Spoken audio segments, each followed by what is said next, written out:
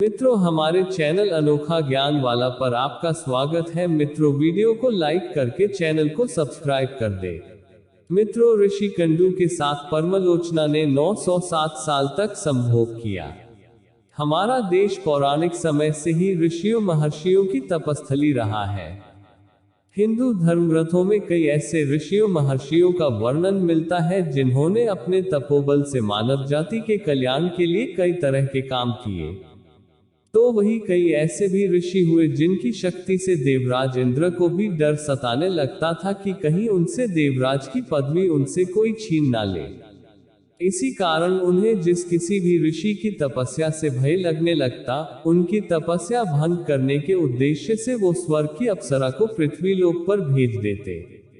ऋषि अप्सरा के रूप और यौवन को देखकर मोहित हो जाते थे।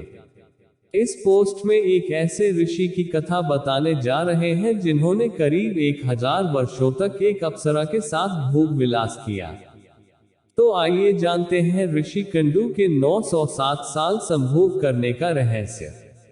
ऋषि की तपस्या और इंद्र। कथा के अनुसार पौराणिक काल में महान ऋषि कंडू हुआ करते थे, जिनका आश्रम गोमती नदी के तट पर था। एक बार की बात है, ऋषि कंडू ने घोर तपस्या करना शुरू किया। वो तपस्या में इतने लीन हो गए कि उन्हें किसी भी चीज का आभास ही नहीं होता था। इस तरह ऋषि को तपस्या में लीन देखकर देवराज इंद्र हमेशा की तरह घबरा गए। उन्हें यह डर सताने लगा कि कहीं ऋषि कंडू उनका स्वर्ग का सिंहासन छीन ना ले। इसी डर के परिणाम स्वरूप इंद्रदेव ने ऋषि कुंडू की तपस्या भंग करने के लिए प्रमलोचा नामक की अप्सरा को पृथ्वीलोक पर भेजने का निश्चय किया। एक संध्या नृत्य के बाद इंद्र ने प्रमलोचा को अपने पास बुलाया। फिर उसे अपनी सारी योजना बताई। बिना कोई प्रश्न किए प्रमलोचा इंद्र की योजना के मुताबिक पृथ्वीलोक के लिए प्रस्थान कर गई। प्रमलोचा का आगमन। पृथ्वीलोक पर प्रमलोचा सीधे वहां पहुंची जहां ऋषि कंडू तपस्या में लीन थे। फिर प्रमलोचा ने अपनी शरारतों से ऋषि कंडू ध्यान तोड़ दिया। उसके बाद जैसे ही ऋषि की नजर प्रमलोचा पर पड़ी तो वे उसके रूप और सौंदर्य को देखकर उस पर मोहित हो गए और उसे अपने साथ लेकर मंदरांचल पर्वत की गुफाओं में चले गए। उसके बाद ऋषि कंडू प्रमलोचा के सौंदर्य में इतना खो गए कि वो 100 से अधिक वर्षों तक उसके साथ भोग विलास करते रहे। 100 वर्ष बाद एक दिन अप्सरा प्रमलोचा ने ऋषि कंडू से कहा कि हे ऋषि, अब मैं स्वर्गलोक वापस जाना चाहती हूँ, इसलिए आप मुझे खुशी खुशी विदा कीजिए। अप्सरा के मुख से जाने की बात सुनकर ऋषि उदास हो गए और उन्होंने कहा, हे देवी, अभी थोड़े दिन और रुक जाती तो अच्छा होता। ऋषि को उदास देखकर अप्सरा पृथ्वीलोक पर और रुकने को मान गई। फिर ऋषि कंडू ने अगले 100 वर्षों तक उसी गुफा में अप्सरा के साथ भोग विलास किया। फिर 100 वर्षों बाद एक दिन प्रमलोचा ने ऋषि कंडू से कहा, हे मुनि, मुझे पृथ्वीलोक पर आए बहुत समय हो गया, अब तो आप मुझे स्वर्गलोक जाने की आज्ञा दें। ऋषि कंडू उसकी बात सुनकर फिर व्यथित हो गए। बोले, हे देवी, अभी कुछ समय और रुक जाओ, फिर चले जाना।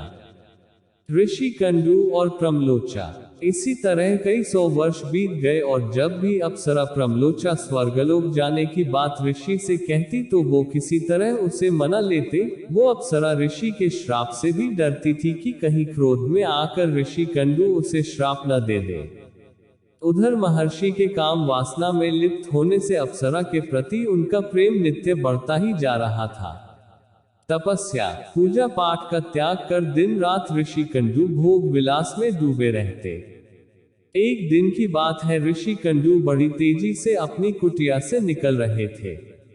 तभी प्रमलोचा उनके पास आए और पूछने लगी, हे मुनि, आप कहाँ जा रहे हैं?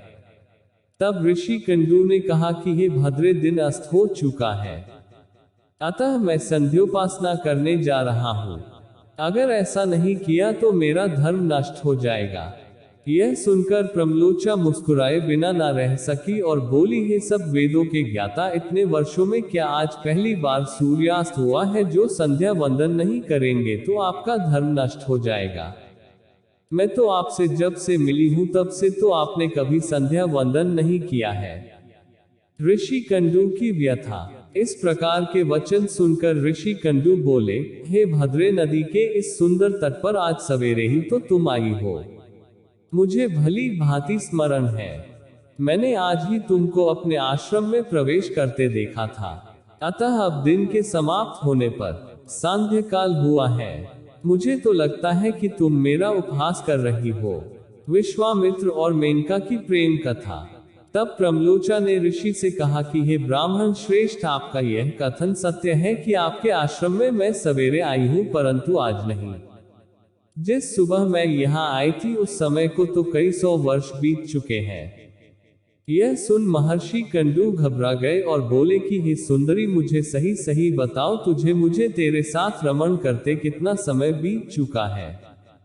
तब प्रमलोचा ने बताया कि आपको मेरे साथ रमण करते हुए 907 वर्ष 6 महीने और 3 दिन हो चुके हैं।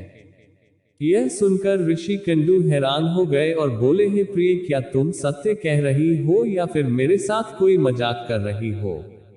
मुझे तो ऐसा प्रतीत होता है कि मैं तुम्हारे साथ एक दिन ही रहा हूं। तब प्रमलोचा बोली कि हे ब्राह्मण, मैं आपसे झूठ कैसे बोले सकती हूँ, वो भी उस समय जब आप अपने धर्म मार्ग का अनुसरण करने के लिए तत्पर होकर मुझसे पूछ रहे हो। प्रमलोचा का अपराध बोध। मैं यहाँ किसी के कहने से आई थी। ऋषि, आप क्रोधित ना हो, मैं आपको सारी घटना का सत्य बताती हूँ। परंतु हे ऋषि, मेरा इसमें कोई दोष नहीं है, इसलिए मुझे क्षमा कर दीजिएगा। तब ऋषि कंडू ने कहा कि जल्दी बताओ, तुम्हें यहाँ किसने भेजा था? तब प्रमलोचा ने कहा कि आपकी तपस्या से देवराज इंद्र को डर लगने लगा था और उन्होंने ही आपकी तपस्या भंग करने के लिए मुझे यहाँ भेजा था। प्रमलोचा के मुख से ऐसे वाक्य सुनकर ऋषि कंडू व्याकुल हो गए और बोले कि धिक्कार है मुझ पर, मेरा धर्म नष्ट हो गया। एक स्त्री ने मेरी बुद्धि को भ्रष्ट कर दिया। इस स्त्री के संग से मेरा समस्त जीवन का तप नष्ट हो गया। इसलिए हे पापिन स्त्री, अब तू जहां चाहे जा सकती है, क्योंकि तुझे इंद्र ने जिस कार्य के लिए भेजा था वह कार्य संपन्न हो गया। तूने मेरा तप नष्ट कर दिया है। महर्षि को इस तरह क्रोधित देख प्रमलोचा भय से कांपने लगी, जिस वजह से उसका पूरा शरीर पसीने से भीग गया था। उस समय ऋषि ने जो गर्भ प्रमलोचा में स्थापित किया था वह भी अप्सरा के रोम छिद्रों से निकलकर पसीने के रूप में उसके शरीर से बाहर आ गया। प्रमलोचा के पसीने से वायु ने उस गर्भ को इकट्ठा किया और वृक्षों ने उसे ग्रहण किया। सूर्य की किरणों से पोषित होकर वह धीरे धीरे बढ़ने लगा।